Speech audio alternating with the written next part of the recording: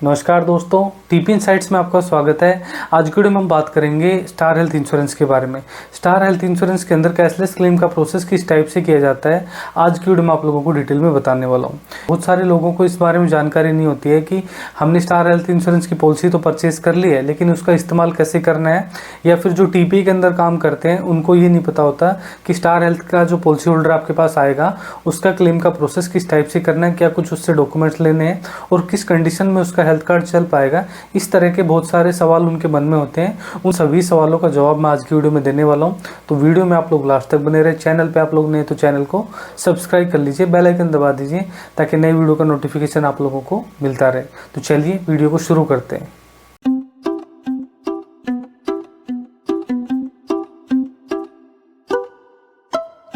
Cashless claim को लेकर जो वीडियो मैं आप लोगों के लिए बना रहा हूँ, इस वीडियो से पॉलिसी होल्डर को तो बेनिफिट मिलेगा ही, साथ में जो टीपीए के अंदर काम कर रहे हैं यानी कि हॉस्पिटल के अंदर जो टीपीए की टीम है, वो हॉस्पिटल जो क्लेम का प्रोसेस कर रही है, वो भी अगर इस वीडियो को देखते हैं उन लोगों को भी काफ़ी बेनिफिट इस वीडियो से होने वाला। स्टार हेल्थ इंश्योरेंस की पॉलिसी जो है वो दो टाइप की होती है, एक होती है इंडिविजुअल पॉलिसी, एक होती है कॉर्पोरेट पॉलिसी। इंडिविजुअल पॉलिसी का मतलब होता है वो पॉलिसी जो हम अपनी मर्जी से परचेज करते हैं, ऐसा कोई प्लान जो हमारे बजट के अकॉर्डिंग हो, हमारी ज़रूरतों को पूरा कर सके और हमारी फैमिली को प्रोटेक्ट कर सके, उस पॉलिसी को इंडिविजुअल पॉलिसी बोलते हैं।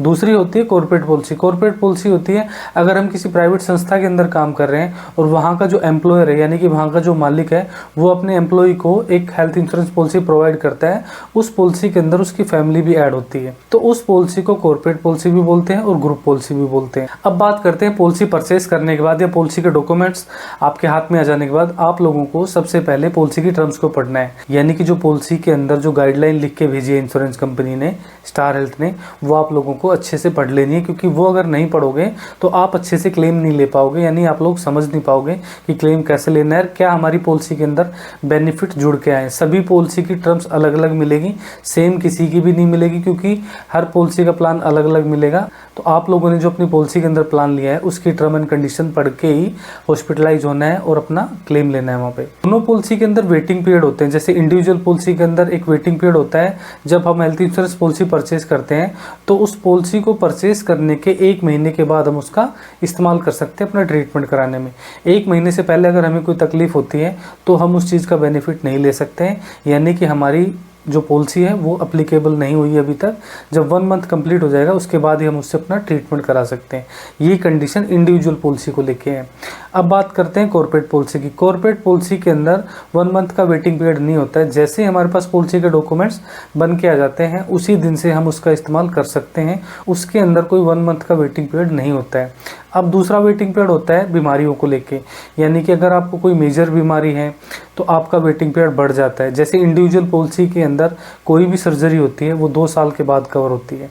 कोई बड़ी बीमारी होती है जैसे हार्ट से रिलेटेड है, कैंसर से रिलेटेड है, या कोई रिप्लेसमेंट होना है, तो इस टाइप से कोई बड़ी बीमारी है तो उसमें 2 साल के बाद, 3 साल के बाद, 4 साल के बाद इस टाइप से वेटिंग पीरियड होते हैं।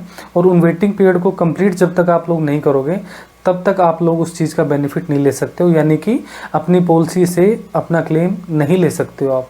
वो वेटिंग पीरियड आप लोगों को कंप्लीट करना ज़रूरी है। अगर आपने अपनी पॉलिसी के अंदर कोई अलग से प्लान ले रखा है, जैसे सर्जरी से रिलेटेड हो गया या मैटरनिटी से रिलेटेड हो गया, तो वो एक अलग चीज़ हो जाती है। वो मैटरनिटी का आपको अलग से प्लान लेना होगा, या फिर सर्जरी का जैसे 2 साल से कम में आपको कराना है तो उसके लिए आप लोगों को अलग से प्लान लेना होगा, तब आप उस चीज़ का बेनिफिट ले सकते हो इंडिविजुअल पॉलिसी के अंदर।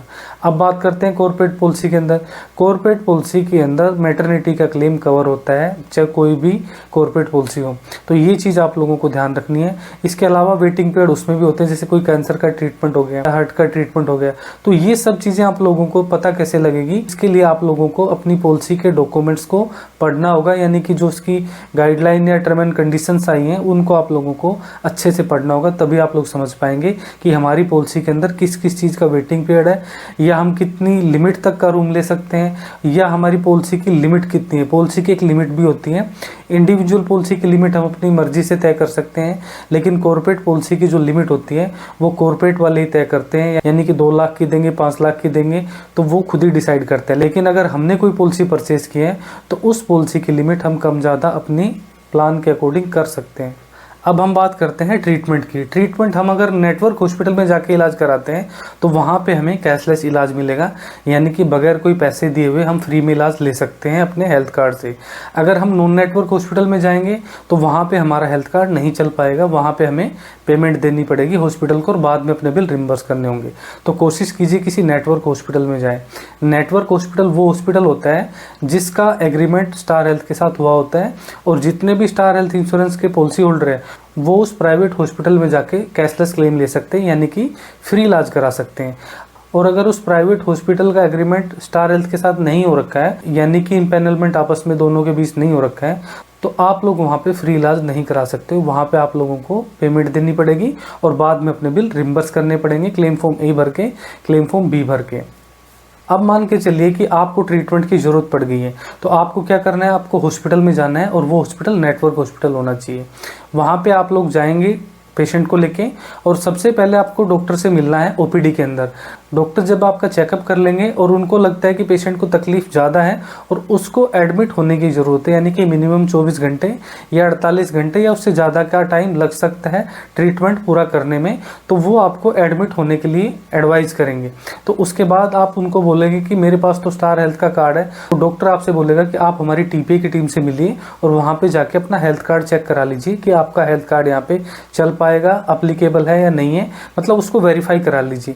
तो पेशेंट क्या करेगा, टीपीए की टीम के पास जाएगा जो हॉस्पिटल के अंदर है।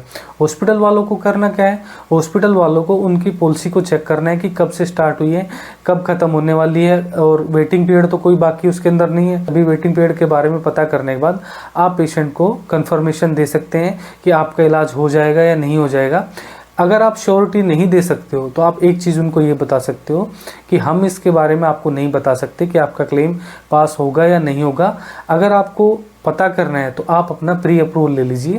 प्री अप्रूवल कैसे लेते हैं कि एडमिट होने से पहले 24 घंटे से पहले, 12 घंटे से पहले हॉस्पिटल की तरफ से रिक्वेस्ट भेज दी जाती है। अगर इंश्योरेंस कंपनी अप्रूवल देती है तो बाद में पेशेंट एडमिट होकर अपना इलाज टीपीए से करा सकता है, यानी कि अपने कार्ड से करा सकता है, तो उसको प्री अप्रूवल बोलते हैं, तो वो भी ले सकते हो। अदरवाइज आपको लगता है कि डॉक्यूमेंट्स ओके है तो आप उसका प्रोसेस कर सकते हो। प्रोसेस में आपको करना क्या है, एक प्री ऑथराइजेशन फॉर्म आता है स्टार हेल्थ के अंदर, उस फॉर्म का प्रिंट आउट निकाल के पेशेंट के साइन कराने हैं सबसे लास्ट वाले पेज पे, जहाँ पे पेशेंट के सिग्नेचर का एक ऑप्शन दिया होता है। पेशेंट से क्या क्या डॉक्यूमेंट्स लेने हैं आपको, पेशेंट की ID लेनी है आपको, जैसे कि उसका आधार कार्ड हो गया, पैन कार्ड हो गया। अगर कोई छोटा बच्चा है तो पेरेंट्स के भी ID कार्ड चल सकते हैं। साथ में पॉलिसी के डॉक्यूमेंट्स लेने हैं। अगर कोई पहले के कोई पुराने डॉक्यूमेंट्स उसके पास है उसी ट्रीटमेंट से रिलेटेड, वो भी आप ले सकते हो, ये ऑप्शनल है। अगर किसी के पास नहीं होता है तो कोई ज़रूरी नहीं है। अगर किसी के पास है तो वो डॉक्टर के अकॉर्डिंग, अगर हमारे हॉस्पिटल का डॉक्टर बोलता है कि पुराने वाले डॉक्यूमेंट्स भी अपनी फाइल में अटैच करके और आगे इंश्योरेंस कंपनी के पास भेजिए, तभी आप लोगों को भेजना है। अदरवाइज अपनी मर्जी से ऐसा कोई डॉक्यूमेंट्स नहीं भेजना है। प्री ऑथराइजेशन फॉर्म पे साइन करने के बाद और डॉक्यूमेंट सबमिट करने के बाद आप हॉस्पिटल के अंदर एडमिट हो जाते हैं। ट्रीटमेंट आप लोगों का शुरू हो जाता है।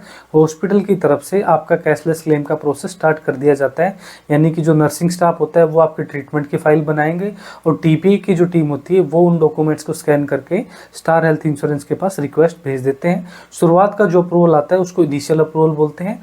प्री ऑथराइजेशन फॉर्म के अंदर जो अमाउंट भर के भेजा जाता है आपके ट्रीटमेंट से रिलेटेड, वो एक लमसम अमाउंट होता है, यानी कि एक अंदाजे वाला अमाउंट होता है। उस अमाउंट के अंदर कोई डिडक्शन होके आती है तो आप लोगों को घबराना नहीं है, क्योंकि वो इनिशियल अप्रूवल होता है। फाइनल के टाइम पे हॉस्पिटल एक फाइनल बिल बना के भेजता है, जिसके अंदर शुरू से लेकर लास्ट तक जो भी खर्चा हुआ होता है वो उसके अंदर मेंशन करता है। डिस्चार्ज समरी बनती है, सपोर्टिंग में और भी अगर कोई बिल होता है वो लगा के फिर से अप्रूवल के लिए भेजा जाता है स्टार हेल्थ के पास।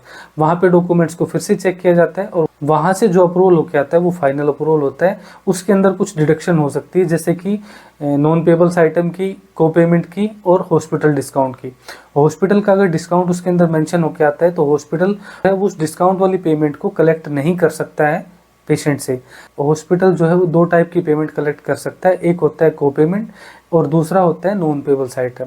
अगर उसमें ऐसी कोई डिडक्शन होकर आई है तो हॉस्पिटल उसको कलेक्ट कर सकता है और छोड़ना चाहे तो छोड़ सकता है, वो हॉस्पिटल पे डिपेंड करता है। लेकिन अगर ज़्यादा कुछ डिडक्शन होके आई है, ओवर बिलिंग की डिडक्शन होके आई है, तो जो पॉलिसी होल्डर है उसको अपने कस्टमर केयर में बात करनी चाहिए, या फिर जिनसे भी वो पॉलिसी परचेज़ की है, यानी कि एजेंट से, ऑनलाइन कोई पोर्टल वाला या डायरेक्ट फिर स्टार हेल्थ से परचेज़ की है, तो वहाँ पे उन लोगों को कॉन्टैक्ट करना है डिडक्शन को लेके। जब आपका अप्रूवल आ जाता है तो हॉस्पिटल की तरफ से आप लोगों को डिस्चार्ज कर दिया जाता है, यानी कि आपका जो कैशलेस क्लेम का प्रोसेस है वो कंप्लीट हो जाता है। तो आज की वीडियो से आप लोग समझ गए होंगे कि स्टार हेल्थ इंश्योरेंस के अंदर कैशलेस क्लेम का प्रोसेस किस टाइप से किया जाता है, सपोर्टिंग में क्या क्या डॉक्यूमेंट्स लगते हैं, ये भी मैंने आप लोगों को बता दिया है। तो वीडियो आप लोगों के समझ में आ गई होगी। वीडियो को लेकर फिर भी आप लोगों के मन में कोई सवाल है तो आप मुझे कॉमेंट सेक्शन में लिख के पूछ सकते हो। इसके अलावा आपके हेल्थ इंश्योरेंस क्लेम के अंदर कोई क्वेरी है तो उससे रिलेटेड भी आप सवाल मुझसे ज़रूर पूछिए। सभी सवालों का जवाब आप लोगों को लिमिटेड टाइम में ज़रूर मिलेगा। तो वीडियो अच्छी लगी तो वीडियो को लाइक कर दीजिए, चैनल को सब्सक्राइब कर लीजिए, बेल आइकन दबा दीजिए ताकि नए वीडियो का नोटिफिकेशन आप लोगों को मिलता रहे। वीडियो को ज़्यादा से ज़्यादा शेयर कीजिए जितने भी स्टार हेल्थ इंश्योरेंस के पॉलिसी होल्डर हैं, ताकि वो लोग भी समझ सके कि उनको अपना हेल्थ कार्ड कैसे इस्तेमाल करना है और कैसे इससे फ्री में इलाज लेना है, यानी कि कैशलेस इलाज लेना है। तो आज की वीडियो में इतना ही, मिलते हैं नेक्स्ट वीडियो में। तब तक के लिए नमस्कार।